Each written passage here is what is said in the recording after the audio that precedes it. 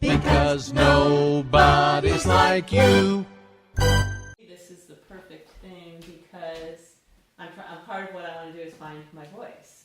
Correct. So even the working on the breathing and the idea of being able to get inside myself to speak authentically is extremely valuable to me for what I'm doing, especially being on the city council and because of what I want to do going forward as far as sharing messages with people about our future. Yes.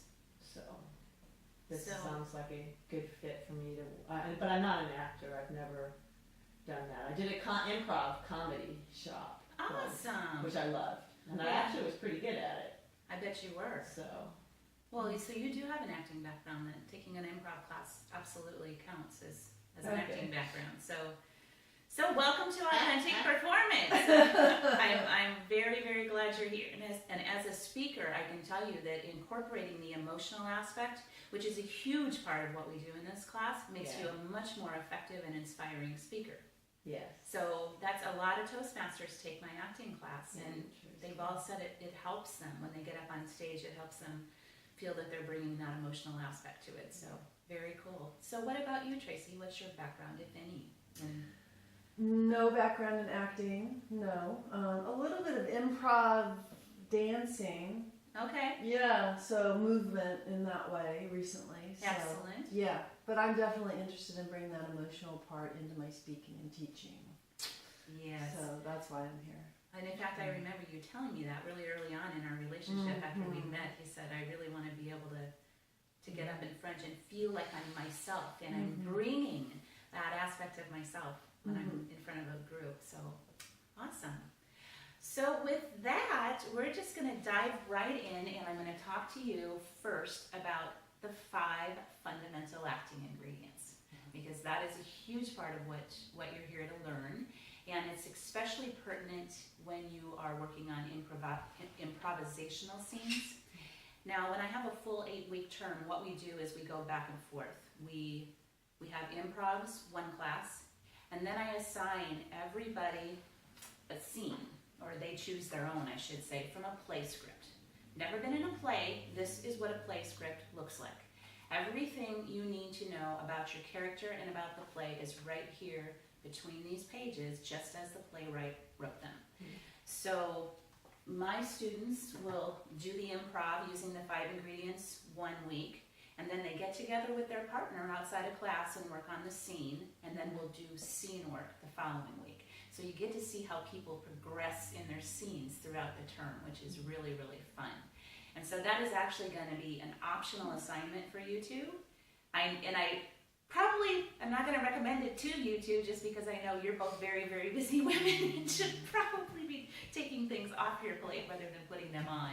But if you decide you want to be scene partners and work on a scene, I will help you with them throughout the remainder of the term. So keep that as an option. It really is a great deal of fun. But back to the 5 ingredients. The 5 fundamental acting ingredients are who, where, relationship, conflict, and want. So I'll describe those because you need to know these before you get up here and work, which you are going to do today. So the who is basically your character, of course. Who are you? Are you a mother? Are you a sister? What's the relationship you have with your scene partner? Because you always get up and work with a scene partner, with just one other person. So, maybe you're a 50-year-old woman who lives in Beaverton and is on the city council. Or maybe you are a 35-year-old flight attendant who is home seeing her husband for the first time since she's been overseas working.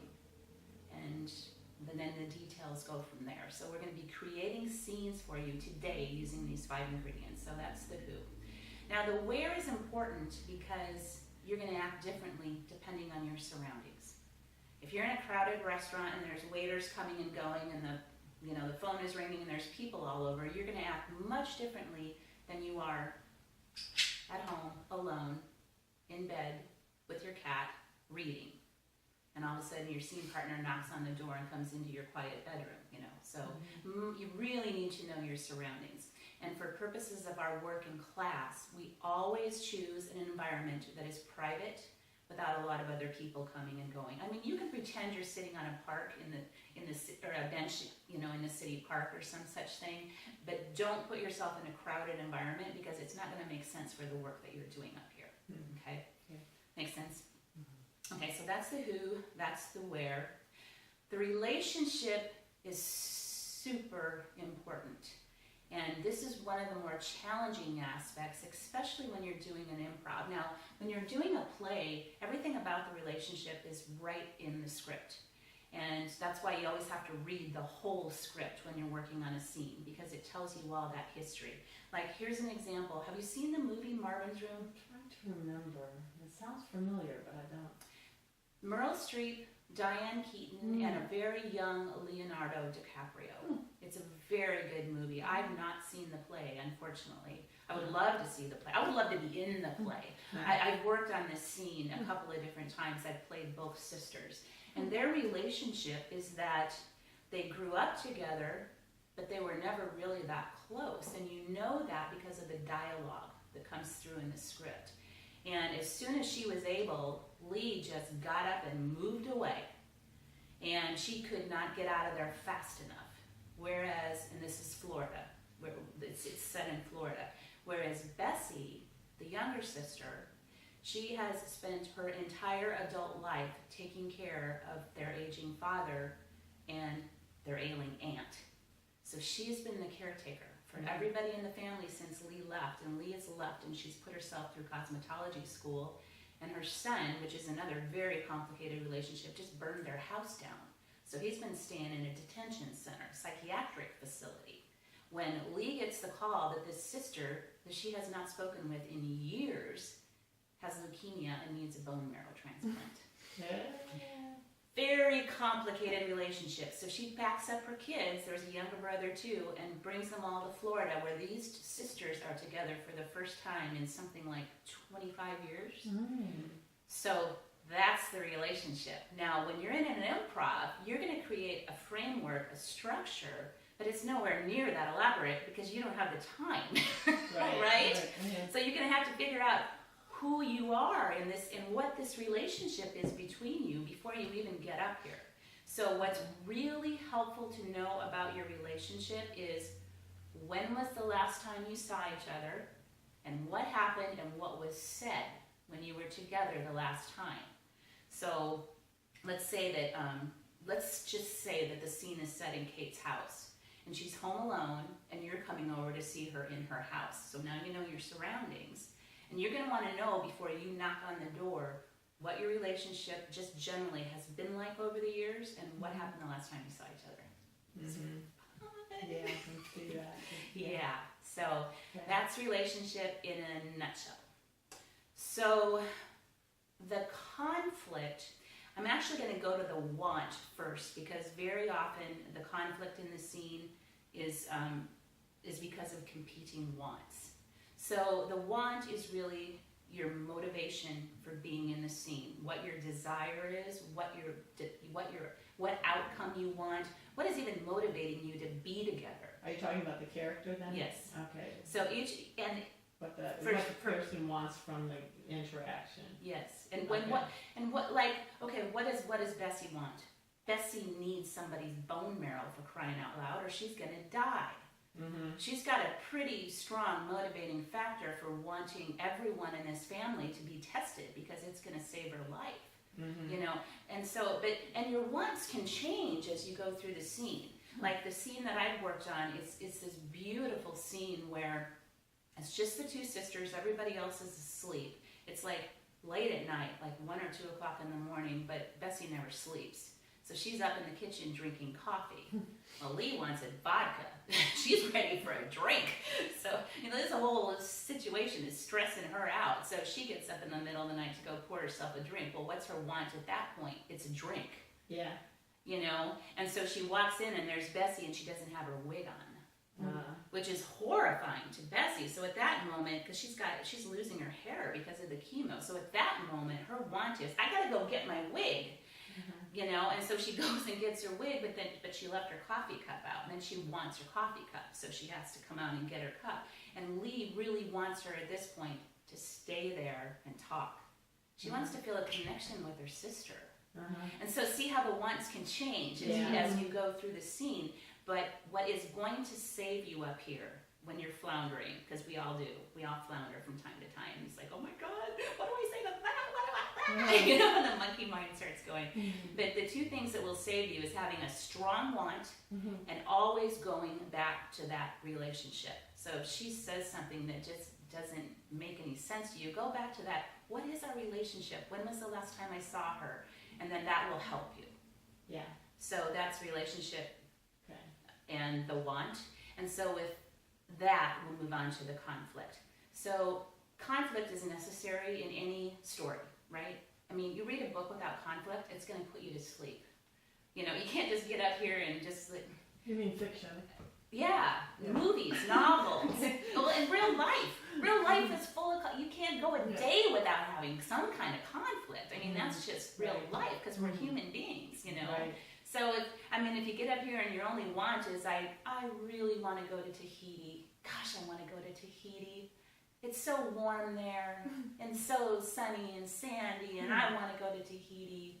And you put your audience to sleep. Because, you know, there's no conflict. Yes, There's nothing interesting So what? about that. Yeah, like, exactly. Right. So your competing wants generally create the conflict, but, you know, if you need to, put some conflict in there because it's going to keep the scene moving along. Okay. You know, I've seen people get up here and they want to come to an agreement so fast. I mean, it's like, I just want to come to an agreement. You know, I want to put Dad in a nursing home. I think Dad should stay home and get a nurse. I want to put Dad in the nursing home. I think he should, you know, stay home and get a nurse. You know, and this can go back and forth, and then but you want to come to an agreement because you don't want to be argumentative up here, right? So it's like, okay, well, I'll call some home care services tomorrow and we'll find him a nurse. Okay, scene's over. Yeah. You know, that's the end of it. So you don't want that. You want to get up here and really get a relationship going and get some dialogue going and have that conflict. Well, of course you want to put him in a nursing home because you've always been selfish like that. That's just your mode. Why should anything have changed? Oh, I was selfish when you were having that little marijuana problem, or you make something up, right? And then when you make something up here, this is what you can't do. This is, I get to set the rules because I'm the teacher and the director here, is you can't say, I never had a problem with heroin. After she's just told you that you did, you have to accept it. Okay. And you're losing your mind. I never had a oh, yes, you did. If she says you had a problem with heroin, you did. And so you take that on and go, I was 18 years old. I'd just been raped. Or that we maybe don't want to go there. But, you know, so what do you expect? Cut me some slack here, you know, and then creative choices. And well, everybody's been cutting you slack. What about the time, you know, or whatever? But always go back to that relationship. And I'm not saying stand up here and argue with each other, because some of the most touching moments I have seen in my last class, I'll just throw this out as an example, because it was a scene that we had a third person come in. So sometimes we do different exercises like that. And we had a mother-daughter relationship where the daughter was telling the mother that she was leaving the country, that it was because of this boyfriend. And so he came into the scene, and there was that kind of trying to talk her out of it because she didn't even know this guy, and coming up with all these reasons why that would be a foolish mistake. She barely knew this guy. The mother had just met him that minute, but then she came up with all these reasons why it was a smart move and all the research that they'd done. And it got to the point where she couldn't argue anymore. She just knew that she was losing her daughter, that she was going somewhere where she'd hardly ever be able to see her. And she just looked at her and it was just like, there's nothing else I can say. Yeah. And she had that emotion. I mean, she might have had some tears come, or what, you know, whatever the case may be. But it doesn't matter about the tears so much as it does the feeling. Because when you're up here and you're feeling something, everybody out here in your audience is going to feel it too. And if you're up here and you're just talking, oh, fine then, just go. I don't care. I guess you're just going to leave then, but you're not feeling anything internally. Your words are not going to impact your audience. What's going to impact your audience is your emotion. Okay. So, and another thing just to remember is that feeling does not happen from here up. It happens through your whole body. And I'm just saying this because it happens in every single class, so I'm just going to warn you against it right now. People like to come up here and sit like this. I'm so mad at you, I'm so mad at you, I'm so mad at you. Nobody sits here with your legs crossed, all relaxed, down when you're mad at someone. If you're really starting to feel some anger or some frustration or whatever it is you're feeling, listen to your body and get up. Do what you would do in real life. Because acting is from the toes up to the head, not just from here to here, like sometimes we like to do. So just warning against that. Okay. Okay, so those are the 5 ingredients, and the rest of it we are really going to talk about as it comes up. Like I might see something where you need an emotional transition. I'll stop you and I'll explain what an emotional transition is. Okay? So those are the bare bones. With that, we're going to shut the camera off. We're going to come up with a scene for you two. Then you're just going to get up and work on it. And then I will stop you along the way. And stop when I say to stop, but don't stop until I say to stop. Okay. So I might leave you up here for a little while, and you might really feel like you're floundering. But just remember, find a want. Go back to the relationship, and I'll stop you at some point and redirect and probably have you go back and start again, okay? Okay. So before we get our scene together, do you have any questions? I don't think so. Okay. So Kate and Tracy have chosen a scene with a close relationship, which is what you want. Needs to be a close relationship, not somebody you just met on the street. And they've created a basic structure of a scene and are going to get up and do their improv for the first time. So come on up, guys.